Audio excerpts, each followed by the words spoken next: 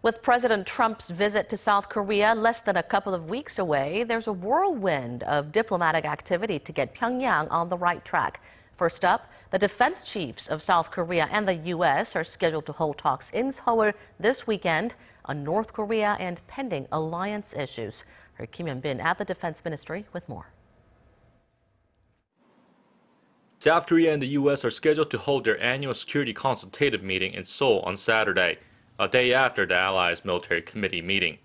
The meeting on Friday will be led by the Joint Chiefs of Staff of the two sides, while Saturday's meeting will be headed by Seoul's Defense Minister Young-moo and its U.S. counterpart, James Mattis. The Allies plan to have in-depth discussions on enhancing extended deterrence against North Korea's ever-expanding nuclear and ballistic missile threats. They are also expected to discuss alliance policies, including the early transfer of wartime operational control from Washington to Seoul, which is one of the key goals of the Moon Jae-in administration. The annual meetings are the Allies' top military consultation channels. However, this year's talks mark the first since President Moon and Trump took office. U.S. Secretary of Defense James Mattis is set to arrive in Seoul early Friday for his second visit as Pentagon chief. He's scheduled to take a tour of frontline units shortly after his arrival.